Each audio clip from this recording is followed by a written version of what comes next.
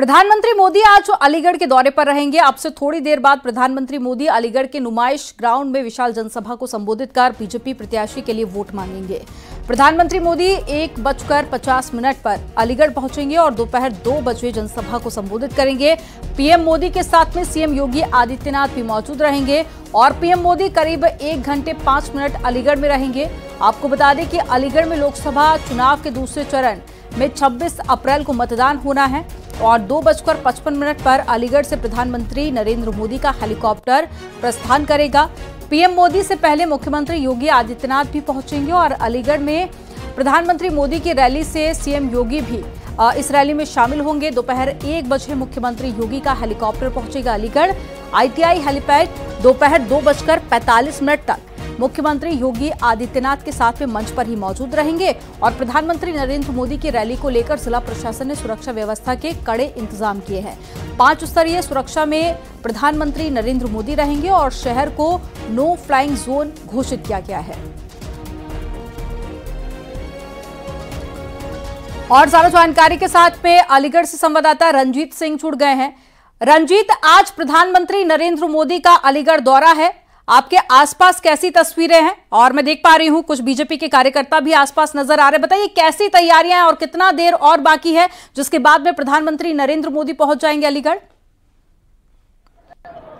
जी बिल्कुल, सिर्फ 1 घंटे बाद यहाँ पर 2 बजे प्रधानमंत्री यहाँ पर MI-17 हेलीकॉप्टर से यहाँ पर लैंडिंग करेंगे। 40 मिनट तक वे जनता को संबोधित करेंगे और जनता में काफी उत्साह देखने को मिल रहा है। भाजपा के तमाम कार्यकर्ता और पदाधिकारी यहाँ पर मौके पर मौजूद है। हाथरस और अलीगढ़ दोनों को लेकर यहाँ पर प्रधानमंत्री यहाँ पर जनसभा को संबोधित करेंगे। सतीश गौतम 2 बार यहाँ से सांसद है और तीसरी बार प्रधानमंत्री उनके लिए यहाँ आ रहे हैं और जनता से अपील करेंगे कि वह उन्हें भारी मतों से जिताए। मेरे साथ तमाम कार्यकर्ता मौजूद है, आप देख सकते हैं और मैं आपको तस्वीरें दिखाना चाहूंगा। सुरक्षा व्यवस्था के यहाँ पर बहुत पुख्ता इंतजाम किए गए हैं। कई जगह यहाँ पे बैरिकेडिंग लगाई गई है और बहुत बारीकी से मॉनिटरिंग की जा रही है, उसके बाद एंट्री की जा रही है।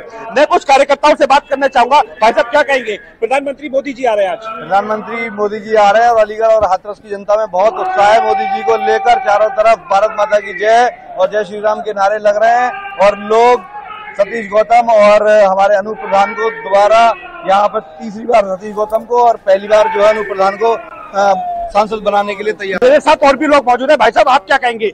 भैया मैं केवल इतना ही कहूंगा, रामलला सरकार का मंदिर बन गया है। अब उत्तर प्रदेश 80 में से 80 सीटें जीतने के लिए तैयार है। भारत माता की जय। आप क्या कहेंगे? हरिगढ़ की पावन धरती पर नरेंद्र मोदी जी का तहे दिल से स्वागत करता हूं मैं। और इस बार तीसरी बार मोदी जी की सरकार आएगी और बहुत कड़े ऐतिहासिक फैसले लिए जाएंगे। इसमें मैं दिल से चाहूंगा इस बार मोदी जी की 400 से प्लस सीटें आए और हमारा भारत नए अवसरों को प्राप्त करे। मेरे साथ देखिए तमाम लोग मौके पर मौजूद है। मैं पुलिस की व्यवस्था आपको दिखाना चाहूंगा। देखिए पुलिस यहाँ पर चप्पे चप्पे पर मौजूद है।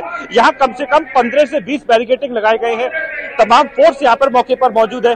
यहाँ पर तभी एंट्री दी जा रही है जब उनके पास या फिर उनके पास आइडेंटिटी कार्ड है, तभी एंट्री की जा रही है। तमाम लोग यहाँ पर मौजूद है और जितनी भीड़ अंदर है उससे बाहर है, तभी यहाँ पर धीरे धीरे उनकी एंट्री की जा रही है। आप देखिए पुलिस के तमाम अधिकारी मौजूद है। भाई साहब आप क्या कहेंगे मोदी जी को लेकर?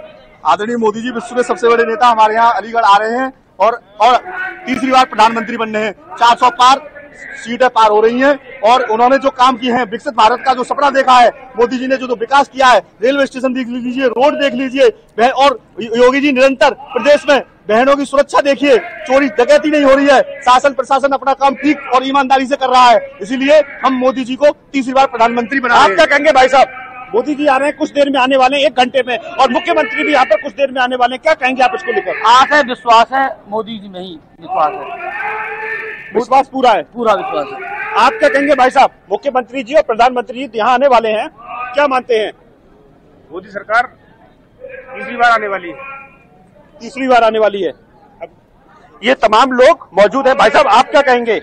मैं यही कहूँगा, मोदी जी बहुत बढ़िया काम कर रहे हैं और अलीगढ़ आ रहे हैं, हमें बहुत बहुत खुशी है। बहुत बहुत खुशी है। ये तमाम कार्यकर्ता पदाधिकारी मेरे साथ मौजूद थे जो साफ तौर पर यहाँ पर एक मोदी जी के आने को लेकर यहाँ पर उत्साह में मना रहे हैं और कह रहे हैं कि इस बार 400 पार का नारा दे रहे हैं कि 400 पार। तो बिल्कुल रंजीत, देखिए कुछ वक्त और इंतजार करना होगा। प्रधानमंत्री नरेंद्र मोदी पहुंच जाएंगे। लोगों में उत्साह बहुत ज्यादा है और काफी बेसब्री से इंतजार भी करें। जानकारी साझा करने के लिए बहुत शुक्रिया आपका। और लोकसभा के दूसरे चरण के रण में प्रधानमंत्री मोदी ने कांग्रेस पर अब तक का सबसे बड़ा हमला बोला है। राजस्थान के बांसवाड़ा की रैली में प्रधानमंत्री नरेंद्र मोदी ने कहा कि कांग्रेस मां बहनों का सोना लेकर घुसपैठियों को बांटना चाहती है। उन्होंने कांग्रेस के मैनिफेस्टो पर भी निशाना साधा और कहा कि कांग्रेस पार्टी देश की महिलाओं के सोने का हिसाब करके उसे उन लोगों में बांटना चाहती है जिनका देश की संपत्ति पर पहला अधिकारी मनमोहन सरकार मानती थी। प्रधानमंत्री ने कहा कि हमारे आदिवासी परिवारों में चांदी होती है और उसका हिसाब लगाया जाएगा। जो बहनों का सोना है और जो संपत्तियां हैं ये आपसे ऐंठ ली जाएंगी। और क्या कुछ कहा वो भी आपको सुनाते हैं।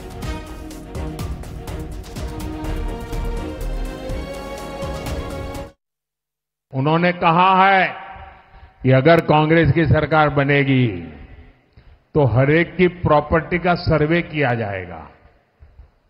हमारी बहनों के पास सोना कितना है उसकी जांच की जाएगी, उसका हिसाब लगाया जाएगा। हमारे आदिवासी परिवारों में चांदी होती है, सिल्वर कितना है उसका हिसाब लगाया जाएगा। सरकारी मुलाजिमों के पास कितना जगह है, क्या है, पैसे कहाँ है, नौकरी कहाँ है, उसकी जांच की जाएगी। इतना ही नहीं, आगे क्या कहा है, ये जो गोल्ड है बहनों का और जो संपत्ति है ये सबको समान रूप से वितरित कर दी जाएगी। क्या ये आपको मंजूर है? क्या आपकी संपत्ति सरकार को हटने का अधिकार है? क्या आपकी संपत्ति को, आपने मेहनत करके कमाई हुई संपत्ति को सरकार को ऐंठने का अधिकार है? क्या उस संपत्ति को मेरी माताओं बहनों की जिंदगी में सोना वो सिर्फ शो करने के लिए नहीं होता है, उसके स्वाभिमान से जुड़ा हुआ है। उसका मंगलसूत्र वो एक सोने का कीमत का मुद्दा नहीं है, उसके जीवन के सपनों से जुड़ा हुआ है। तुम उसे छीनने की बात कर रहे हो अपने मैनिफेस्टो में। गोल्ड ले लेंगे, सबको वितरित कर देंगे।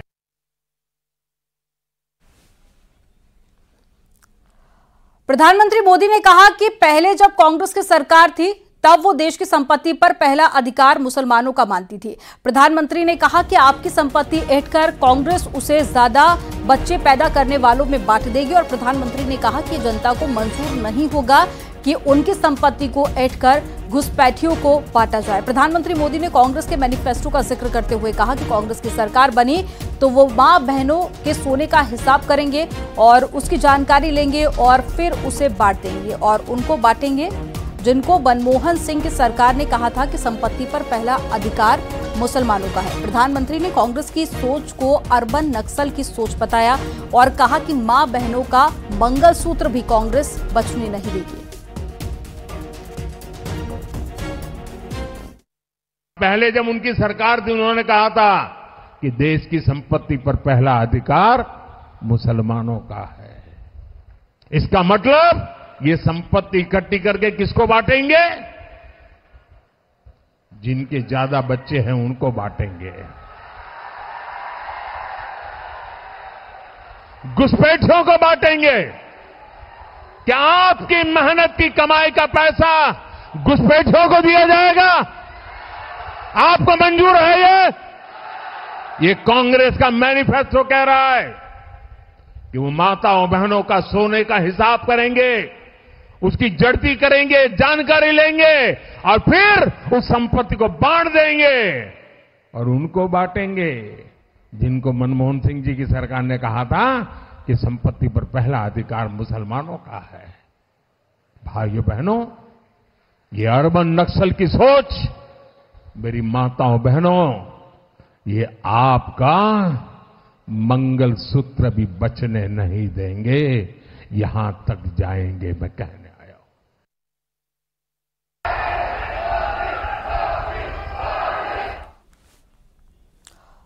और कांग्रेस पार्टी के मैनिफेस्टो पर प्रधानमंत्री मोदी के प्रहार के बाद में कांग्रेस अध्यक्ष मल्लिकार्जुन खड़गे ने ट्वीट के जरिए जवाब दिया है। उन्होंने सोशल मीडिया साइट एक्स पर पोस्ट करते हुए प्रधानमंत्री मोदी के भाषण को हेट स्पीच करार दिया। तो कांग्रेस अध्यक्ष मल्लिकार्जुन खड़गे की तरफ से जो बातें प्रधानमंत्री नरेंद्र मोदी ने अपनी जनसभा में कही थी उस पर पलटवार किया और साथ ही पीएम के बातों को हेट स्पीच बताया।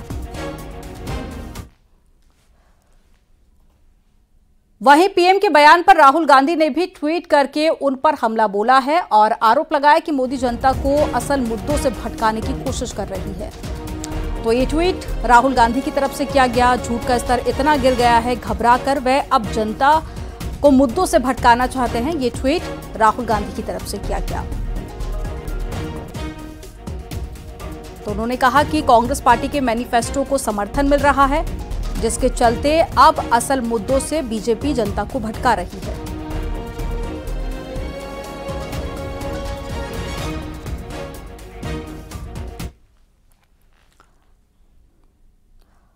प्रधानमंत्री नरेंद्र मोदी ने कल राजस्थान की एक रैली में कांग्रेस पर जमकर निशाना साधा था।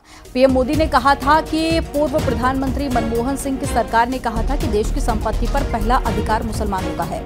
इस बयान के बाद में कांग्रेस और बीजेपी आमने सामने है। कांग्रेस के बयानों पर बीजेपी के राष्ट्रीय महामंत्री दुष्यंत गौतम ने कहा कि प्रधानमंत्री ने जो कहा है तथ्यों के आधार पर कहा है।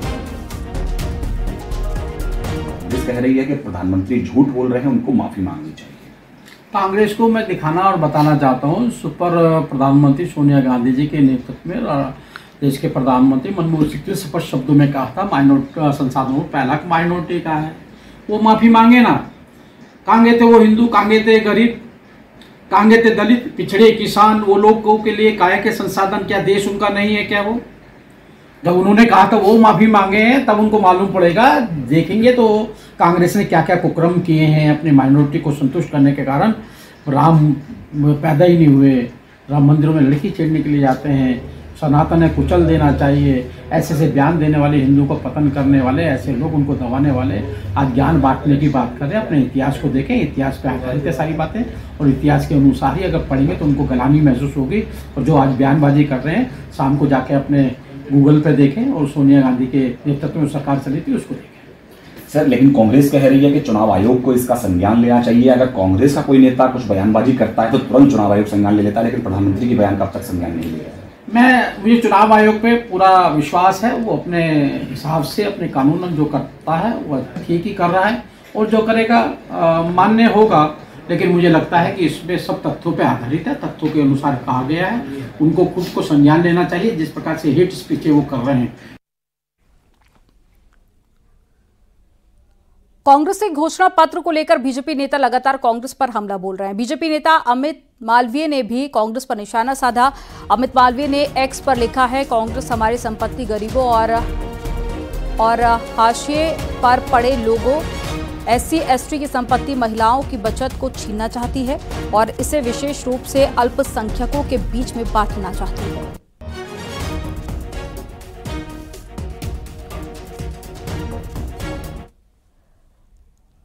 कांग्रेस ने इसको लेकर प्रधानमंत्री मोदी पर पलटवार किया। कांग्रेस ने पीएम मोदी पर ध्रुवीकरण करने की कोशिश का आरोप लगाया है।